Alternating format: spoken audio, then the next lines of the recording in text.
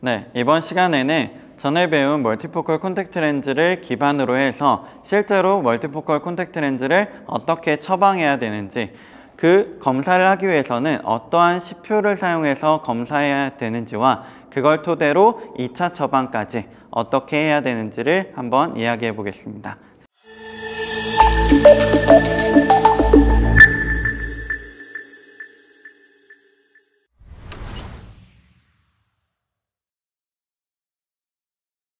네, 그럼 지난 시간에 이어가지고 이제 실제로 멀티포컬 콘택트 렌즈를 처방해 볼게요. 자, 멀티포컬 콘택트 렌즈는 앞서 말씀드린 것처럼 여러 디자인이 있습니다. 자, 그 디자인 중에서 우리는 동시보기 디자인을 채택을 하고 있어요. 자, 앞에서 말한 그 교대보기 디자인이나 다른 디자인들, 모노비전이나 이런 처방들은 우리가 익히 알고 있지만, 이론적으로는 알고 있지만 실무에서 쓰이고 있지 않기 때문에 주로 쓰이고 있는 동시보기 디자인에 집중해서 한번 이야기를 해볼게요. 자, 동시보기 디자인은 비구면 디자인입니다. 자, 비구면 디자인이다 라고 하면은 알고 계신 것 그대로예요. 전체적으로 구면으로 이루어진 게 아니라 점차 수차를 바꿔주는 겁니다. 앞에 말한 수차가 나왔죠. 자, 이 수차 그럼 어떻게 바뀌게 되냐? 전면을 비구면으로 디자인할 거냐, 아니면은 후면을 비구면으로 디자인할 거냐, 그거에 따라서 디자인이 변경이 될 거예요. 그리고 중심에서 시작해서 주변부로 갈수록 광학부가 점점 바뀌게 될 거예요. 그러면 이렇게 바뀌는 광학부에 따라서 도수가 변화하게 될 겁니다. 그렇기 때문에 동공 크기가 중요해지는 거예요. 그러면 도수가 중심에서부터 주변부로 어떻게 바뀌게 될 거냐, 그거를 선택을 해야겠죠. 그 중심부를 선택해서 말하는 게 중심부의 디스턴스, 멀리 보는 도수를 넣고 주변부로 갈수록 가까이 있는 도수를 넣어줬다 라고 하면은 센터, 중심부가 멀리 보는 디스턴스다라고 해서 센터 디스턴스 멀티포컬, 그리고 중심부가 가까운 도수를 넣어주고 주변부로 갈수록 멀리를 보게끔 할 거다 라고 한다면은 중심부가 니어, 그리고 중심이 센터, 이렇게 해서 센터 니어 멀티포컬이다 라고 이야기를 할 거예요. 그러면 이 센터 디스턴스와 센터 니어 두 가지 중에 우리는 어떤 걸 채택을 할 거냐, 두 가지 다 우리가 상용화되어 있지만 한국에서는 센터 니어 디자인만 일단 상용화가 되어 있어요. 그렇기 때문에 우리는 센터 니어에 한번 집중해 보도록 하겠습니다. 자, 비구면부와 구면부가 조합해가지고 만들어진 이 멀티포컬이 가까운 거에서 멀리를 잘 보이게 하려면은 이 멀티존이 필요하게 될 거예요. 그럼 그 멀티존 부분이 앞서 말씀드린 것처럼 근거리를, 원거리를 어떻게 지정하냐에 따라서 달라지게 되겠죠. 그 달라지는 정도를 가입도로 결정할 겁니다. 가입도가 낮게 설정할 거냐, 높게 설정할 거냐, 즉 로우 헤드를 넣어줄 거냐, 하이 헤드를 넣어줄 거냐, 그거에 따라서 눈의 초점 심도가 달라질 거고, 그리고 도수의 분포도가 달라지게 될 거예요. 자, 우리는 센터 니어를 사용하는 이유가 있습니다. 왜? 바로 우리는 노안을 교정하려고 하기 때문이죠. 자, 아까 동공 크기, 이 전 시간에 말했던 동공 크기가 바로 여기에 적용이 되는 거예요. 자, 동공 크기가 작아지는 이유, 대표적인 이유 세 가지 말씀드렸죠. 굴절 이상을 제외하고. 자, 뭐였죠? 그게 바로 낮과 밤이냐, 즉 빛이냐, 그리고 나이냐, 그 다음에 조절을 어떻게 할 거냐, 그거에 따라서 동공의 크기가 바뀌었어요. 즉 나이가 들어감에 따라서 동공이 작아졌고, 조절을 함에 있어서 동공이 작아졌고, 그리고 낮, 빛이 많이 들어옴에 있어서 동공이 작아졌죠. 그렇게 작아졌을 땐 중심부로 어딜 보게 될까요? 당연히 중심부를 가까이 보게끔 해줘야지만 조절을 했을 때, 내가 가까운 걸 보려고 조절을 했을 때, 그리고 나이가 든 노안들이 가까운 걸 보려고 착용했을 때 잘 보이게 되겠죠. 그렇죠? 그렇기 때문에 센터, 니어, 멀티포컬 콘택트 렌즈를 주로 사용하게 되고 우리가 상용하고 있는 이유가 바로 그 이유입니다. 이제 왜 동공 크기를 앞서 강조해 드렸는지가 여러분이 이해되실 겁니다. 그래서 이 동공 크기가 가까운 거를 보는데 그리고 멀리 있는 걸 보는데 중요하기 때문에 이런 부분들이 이후에 처방을 하고 그리고 설명을 할 때도 중요한 요소로 작용을 할 겁니다. 이런 부분들만 잘 설명해줘도 고객들이 그리고 환자들이 느끼기에 훨씬 더 편안할 거고 적응하기도 좋을 거예요. 자, 그럼 이러한 센터 니어 멀티포컬을 착용하는 대상자들은 어떤 대상자들을 좋을까라고 보면은 기존의 콘택트 렌즈를 착용하는 사람들이 일단은 좋겠죠. 기존의 콘택트 렌즈를 착용하던 사람들이 이제 나이가 들어감에 따라서 안경을 쓰기 싫은데 써야 됐어요. 근데 그 사람들한테 새로운 길을 열어주는 거예요. 콘택트 렌즈를 껴도 이제 가까운 거 볼 수 있어요. 다초점 안경이 아니라 다초점 콘택트 렌즈를 끼시면 돼요 라고 전달해 주면은 당연히 환영할 거예요. 그렇죠? 그런 사람들한테 먼저 처방을 해주고 그리고 원근거리 모두 시력이 안 나오는 경우 애매한 사람들 있죠. 그런 애매한 사람들은 이미 애매한 시력 그리고 저기가 어느 정도 흐려 보여도 적응할 수 있는 사람들일 거예요. 그리고 난시가 심하지 않은 사람들한테 해줘야 됩니다. 왜 그래야 되냐? 난시가 심하지 않다라는 기준은 0.75 디옵터를 잡을게요. 왜? 멀티포컬 콘택트 렌즈 뿐만이 아니라 콘택트 렌즈는 난시한 콘택트 렌즈가 0.75 디옵터부터 우리가 상용화되어 있죠.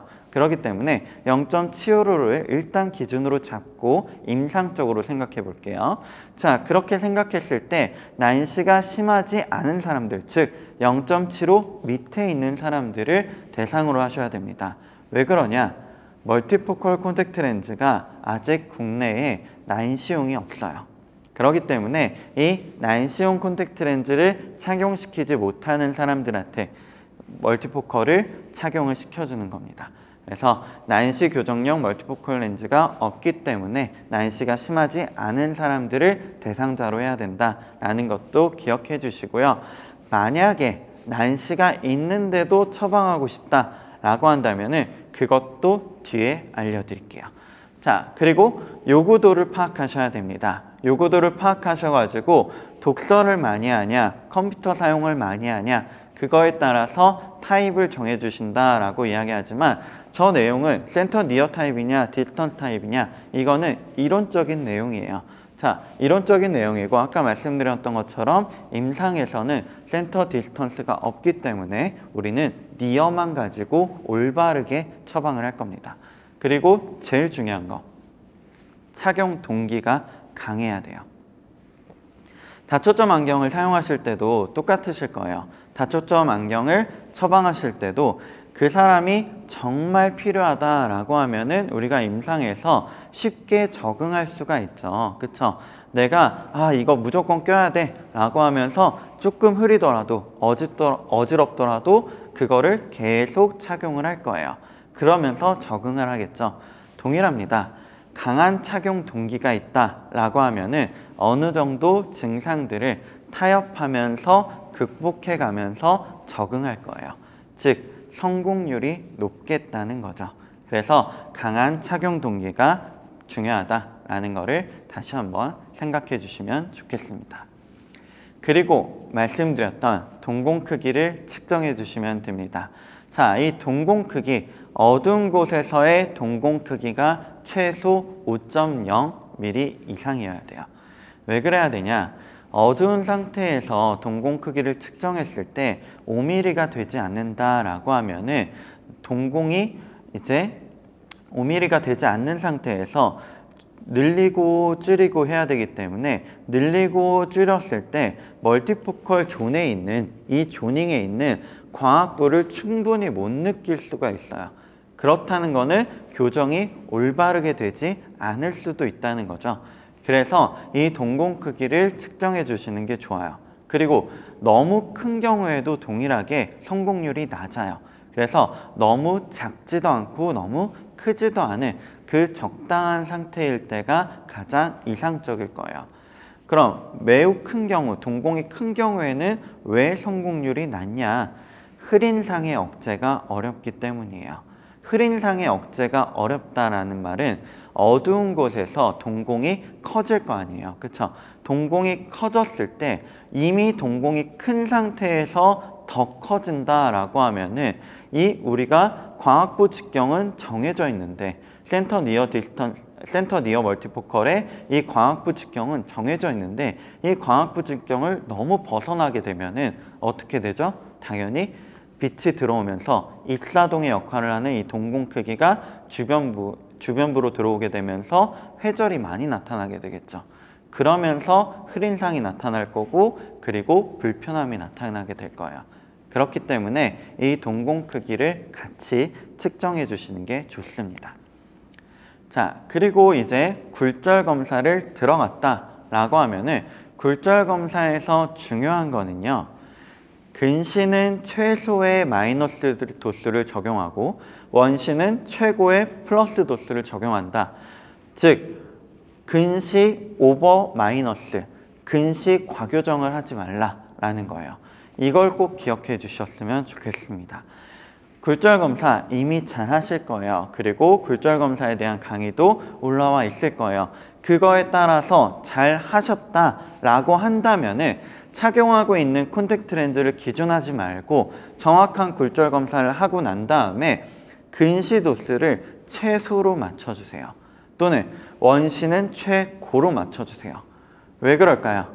네, 멀티포컬을 착용하는 이유 중에 하나, 그리고 제일 대표적인 동기 자체가 가까운 거를 잘 보고 싶음이겠죠. 그래서 가까운 거를 잘 보기 위해서, 가까운 걸 볼 때 불편함이 없기 위해서 근시를 너무 높게 처방하지 말라는 거예요.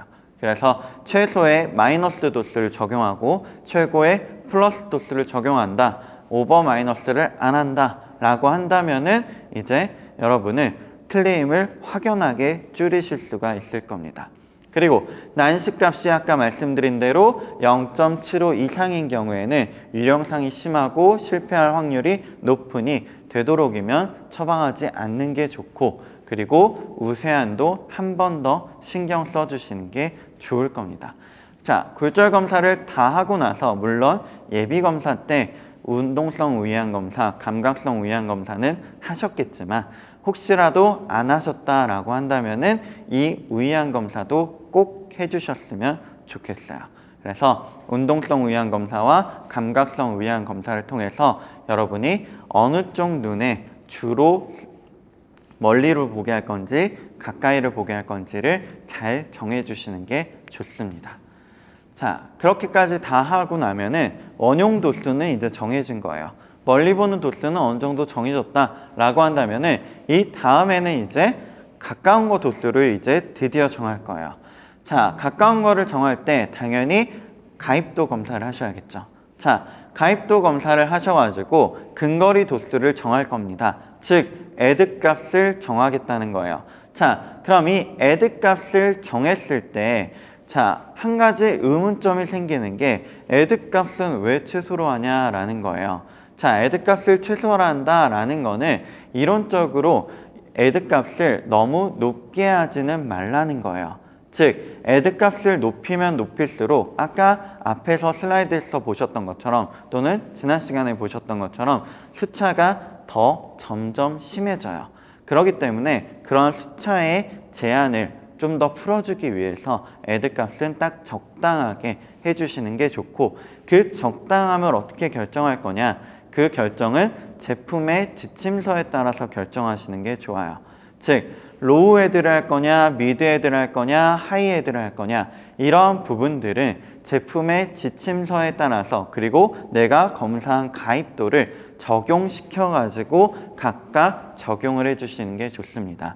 왜냐, 제품마다 디자인은 동일하지만 그 디자인 내에서 최고의 성능, 최고를 나타내는 것들은 조금씩 차이가 있기 때문에 그런 임상 결과에 따라서 지침서를 줬던 거기 때문에 그 지침서와 같이 연계해 가지고 처방하신다면 조금 더 효과적인 처방이 되실 겁니다. 그리고 베이스 커브는 우리가 아시는 것처럼 그대로 처방을 해주시면 될 거예요. 하지만 베이스 커브 알고 계신 것처럼 이미 회사마다 결정이 되어 있죠. 그렇기 때문에 그거에 맞춰서 또는 그 베이스 커브보다도 이제 시력적인 것들을 더 우선시해서 처방을 해주신다면 임상에서는 조금 더 도움이 되실 겁니다. 자, 그럼 이런 모든 것들이 이제 검사가 다 됐다라고 한다면은 이런 부분들로 이제 처방을 하면은 이제 끝인가? 라고 할 거예요. 그러면 이제 딱 처방을 했더니 끝나요. 그럼 너무 좋겠죠. 하지만 이렇게 처방을 했을 때 바로 끝나지 않을 때가 있어요. 왜 그럴까요? 멀티포컬 처방이 앞에서 본 것처럼 그렇게 간단하지만은 않기 때문이에요. 왜 어렵냐? 앞에서 계속 말씀드리고 있는 멀티포컬 콘택트 렌즈는 구조적인 한계가 있어요. 왜? 동공에 의존할 수밖에 없거든요. 그래서 동공 의존성 구조를 갖고 있기 때문에 멀티포컬 처방이 쉽지만은 않았고, 그리고 선생님들이 처방하시기에도 쉽지만은 않게 느껴졌을 거예요. 자, 그래서 이 동공 의존성 구조에 대해서 우리가 이해한다면은 당연히 쉬워지겠죠. 그렇죠? 그래서 정확하게 이해하는 거를 한 번 더 강조드리기 위해서 이 슬라이드를 넣은 거예요. 자, 조도에 따라서 달라진다고 이야기를 했어요. 그렇다는 거는 조도에 따라서 시력을 바꿔줄 수도 있고, 그리고 조도에 따라서 니즈를 맞춰줄 수 있다는 거예요. 즉, 클레임을 줄여주고 오히려 니즈를 더 충족시켜줄 수 있다는 거죠. 밝은 조도일 때 축동대, 즉 작아진 동공의 크기에서는 당연히 원거리 시력이 어떻게 될까요? 센터 니어를 꼈다는 가정이니까 가까운 거, 중심부가 가까운 거를 보는 도수인데 이 가까운 거 보는 도수로 멀리를 보고 있어요. 당연히 불편하겠죠. 안 보일 거예요. 그러면 얘를 어떻게 해줘야겠어요? 다시 키워줘야겠죠. 그 키워주기 위한 방법으로 선글라스를 착용시켜 주시면 됩니다. 그래서 낮에 밝은 곳에 갈 때는 이런 부분들이 불편해질 수도 있으니 선글라스를 착용하면 훨씬 더 편안하실 겁니다 라는 것들을 말씀드리면서 크로스오버 판매가 하나 더 이루어질 수도 있겠죠. 그렇죠? 그리고 반대로 원거리 시력, 근거리 시력이 조금 떨어진 것 같아요. 내가 근거리 시력이 너무 불편해요 라고 한다는 거는 어두운 조도일 때 많이 나타날 거예요. 동공이 너무 커져서 그러겠죠. 그럼 얘를 어떻게 해주면 돼요? 다시 작게 해주면 돼요. 그 해결 방법이 뭘까요? 작게 해주는 게 조절을 더 할 수도 있지만 이미 조절을 한 상태에서 안 보이는 거기 때문에 더 이거를 효과를 높여주기 위해선 이 부분을 밝게 해주면 되겠죠. 밝게 하면서 밝은 조명 아래서 동공 크기를 줄여준다 라고 하면은 가까운 게 잘 보이게 될 겁니다. 이렇게 조도에 따라서 동공 의존성 구조이기 때문에 처방이 어렵지만 때로는 이걸 이용해 가지고 오히려 더 좋은 처방을 하게 될 수도 있는 거예요. 그래서 이런 부분들을 꼭 기억하면서 상황에 맞게, 그리고 그 고객이나 환자의 니즈에 맞춰 가지고 한 번 더 설명해 주신다면 조금 더 효과적이고 효율적이고 만족스러운 처방이 될 겁니다. 그 부분들에 대해서 간단히 설명드린 부분들이에요. 앞의 내용이랑 동일하기 때문에 이 부분들은 슬라이드로 넘어가도록 하겠습니다. 나이에 따라서 그리고 개인의 동공의 크기에 따라서 각각 다른 점들이 나온다. 이런 부분들이 동공 의존성 구조이기 때문에 나타나는 거다라는 것들만 기억해 주시면 괜찮을 겁니다. 자, 그리고 아까 말씀드린 노화에 따라서 안구의 노화에 따라서 시기능이 저하되기 때문에 이 저하된 시기능 안에서 멀티포컬을 처방해야 되는 단점이 있어요. 이미 우리는 그러한 불편함을 깔고 간다는 거죠. 불편함을 기반을 두고 이 불편함을 해결하기 위해서 뛰어드는 거예요. 그렇기 때문에 이 불편함에 대해서 충분히 알고 있고 이미 이거에 대해서 설명을 잘 해줘야지만 조금 더 그 사람이 고객이나 환자가 느끼기에 아 그래서 그랬지 라고 넘어갈 수가 있을 거예요. 그러면 노화에 대해서 이해해 보려고 하면은 당연히 50세부터 시작하고 65세에 악화되고 7%씩 저하된다라는 것들은 알고 있을 거예요. 그러면 이렇게 저하되면서 뭐가 같이 저하되냐라는 거를 같이 생각해 달라는 거죠. 망막 기능도 저하될 거고 동공 크기도 감소할 거고 각막과 수정체의 투명성도 저하될 거예요. 그렇다는 거는 전반적으로 시력에 영향을 주는 그런 모든 것들이 감소하고 있는 거죠. 대비감도도 저하되고 눈물 생산도 저하되고 이런 모든 불편함 가운데 콘택트 렌즈를 처방해야 되기 때문에 이런 부분들에 있어서는 우리가 대비감도 검사도 잘해야 될 거고 그리고 조금 더 산소 투과성이 높은 콘택트 렌즈를 처방하는 것도 필요할 겁니다. 그래서 일단은 노안에 대한 모든 이해들, 노안은 저하된 것들이 다 저하되고 나서 그거를 조금이나마 개선시켜 주려고 처방하는 거기 때문에 이러한 불편함들이 있다라는 거를 이해하고 설명하실 수 있는 그러한 지식적 기반으로 쌓아두시면 좋습니다. 자, 그리고 이거를 이제 마지막으로 한 가지 이제 말씀드리려고 하는 거는 구면수차예요. 이 전 시간에 말씀드렸죠. 구면수차, 시력에 가장 큰 영향을 많이 준다 라고 이야기해드렸고 그리고 이번 시간을 시작할 때 아까 말씀드렸던 것처럼 멀티포컬 디자인은 비구면 디자인으로 인해서 주변부로 갈수록 수차가 달라지게 돼요. 그렇기 때문에 그 달라지는 수차에 어떠한 영향을 줄 거냐라는 거를 조금 더 기억하셨으면 좋겠습니다. 그 부분이 바로 이 부분이에요. 구면수차입니다. 구면수차가 우리가 나이가 들어감에 따라서 그리고 우리가 시력, 콘택트 렌즈, 멀티포컬 콘택트 렌즈를 착용함에 따라서 이 구면수차가 달라지게 돼요. 왜 달라지냐? 구면수차, 센터 니어 멀티포컬을 꼈을 때와 센터 디스턴스 멀티포컬을 꼈을 때 주변부로 갈수록 20률이 달라지면서 거기에 따라서 수차가 바뀌게 되거든요. 중심부 근용 디자인, 센터 니어 멀티포컬 같은 경우에는 구면 수차가 음의 방향으로 변화하게 돼요.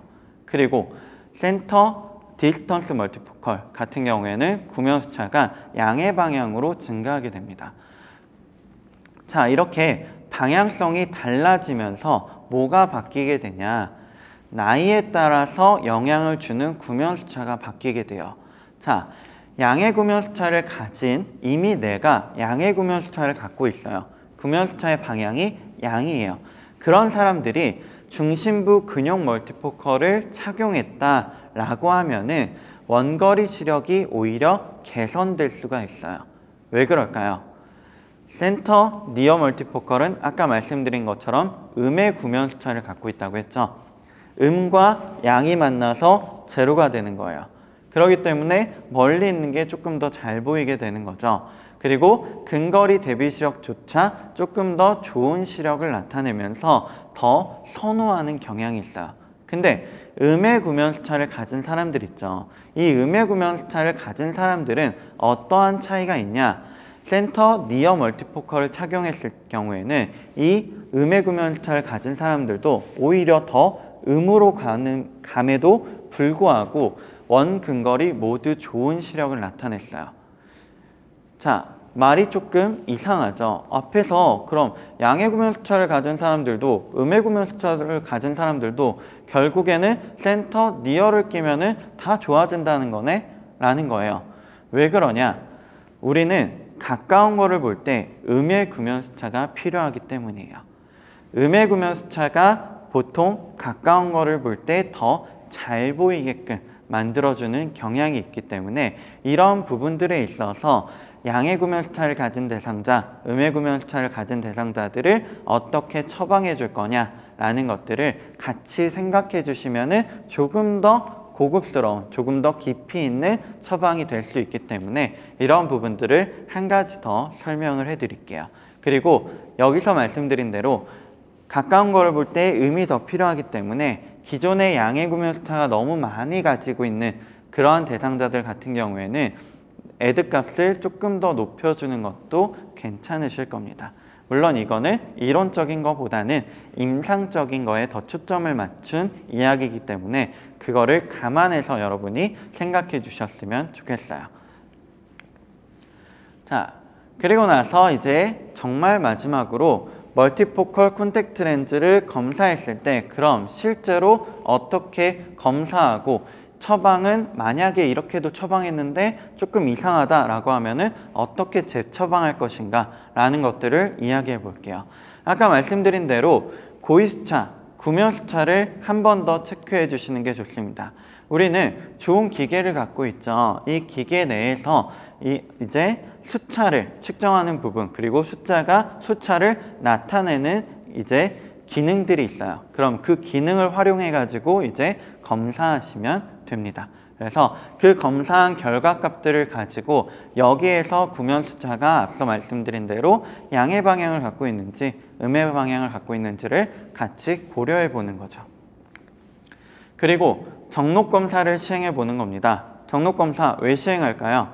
네, 오버 마이너스 처방을 안 하기 위해서. 아까 말씀드린 대로 근시를 너무 과하게 처방하지 않고 원시는 오히려 플러스로 처방하고 오버 마이너스를 안 하게 하기 위해서 이 정록검사를 같이 시행해 주시는 게 좋습니다. 렌즈를 착용하고 나서. 자, 그리고 콘택트 렌즈를 착용하고 나서 이 검사하는 이유는 그냥 우리가 알고 있는 검사 순서 그대로예요. 정록검사는 우리가 알고 있는 대로 적색 안쪽이 진하다라고 하면은 근시 저교정, 그리고 녹색 안쪽의 숫자가 진하다라고 하면은 근시 과교정일 테니 이제 근시 과교정이 되지 않도록 처방을 해주시면 됩니다. 자, 그리고 아까 말씀드린 것 중에 하나가 색수차였잖아요. 근데 우리가 색수차를 갖고 있는데 그럼 색수차를 왜 일상생활에서는 느끼지 않을까라는 것들을 생각해 보면은 이 색수차는 비교적 큰 짧은 파장의 가시광선과 그리고 자외선 근처인 400나노미터 이하의 파장은 수정체가 흡수해버려요. 그렇기 때문에 망막에 이르지 않아요. 그래서 일상생활 내에서 색끼리 차이가 있어도 그 수차를 느끼지 못하는 겁니다. 그리고 정록검사는 이 색수차를 이용한 검사가 되는 거고요. 자, 그리고 이 격자시표 검사입니다. 이 격자시표 검사는 이제 근거리 검사를 할 때도 사용할 거고요. 앞에서 정록검사를 대체하는 검사로도 사용할 겁니다. 격자시표를 띄워둔 상태에서 크로스 실린더를 넣게 되면은 우리가 가로와 세로가 분리되어 있을 거예요. 자, 그 분리된 시점에서 우리가 일상적으로 사용하고 여러분이 사용하고 있는 EUB치의 프롭터를 사용했을 경우에는 격자시표를 사용했을 때 세로축이 적색과 같다고 생각하시고요. 가로축이 녹색과 같다라고 생각해 주시면 됩니다. 그렇다는 건 뭐예요? 네, 세로축이 진하다라고 하면은 근시가 저교정되어 있는 거고 가로축이 진하다라고 하면은 근시가 과교정되어 있는 상태다라고 생각해 주시라는 거예요. 자, 이건 언제 사용하게 될까요? 네, 색맹이나 색약을 갖고 있는 경우에는 색깔을 구별하지 못하겠죠. 그럼 그 사람들한테 어떻게 오버 마이너스를 확인할 거냐라는 거예요. 그런 부분들의 대체로 격자시표를 사용한다라고 하면은 조금 더 효율적으로 그리고 그 사람들의 대체적인 시표로 사용할 수가 있을 겁니다. 그리고 이 검사로는 당연히 조절, 자극과 반응 검사를 할 수 있겠죠. 조절, 자극 대비 반응 검사를 통해서 가입도를 확인할 수가 있을 겁니다. 그래서 가입도 검사를 하실 때도 이 격자시표를 활용하시면 될 겁니다.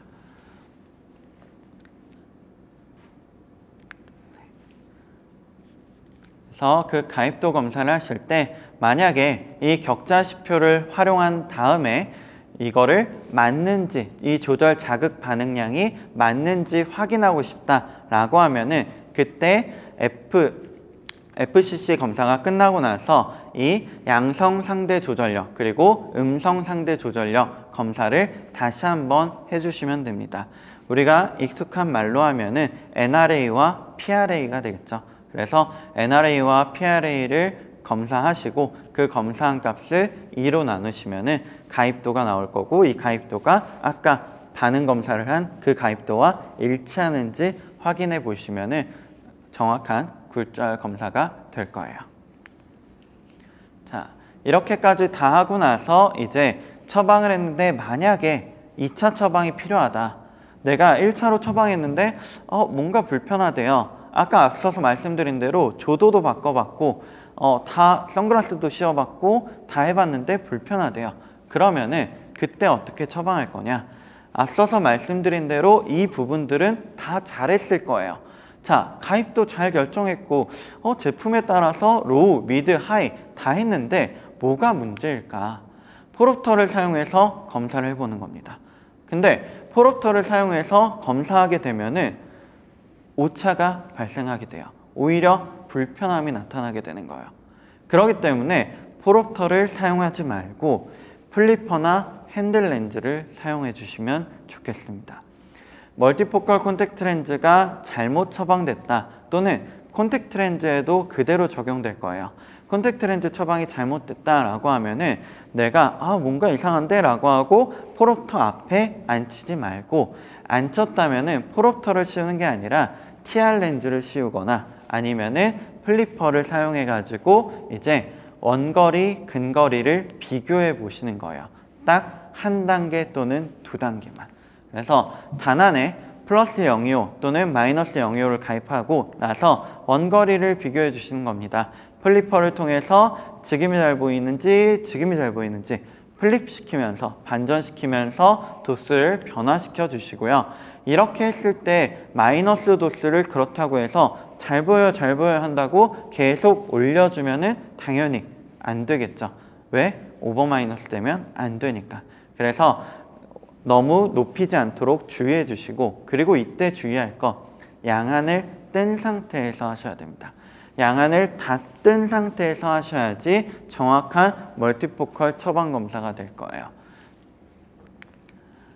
그래서 멀리가 안 보인다 라고 하면은 앞서서 말씀드린 우이안 검사를 통해서 우이안이 잘 보이도록 조정을 해주시면 되고요.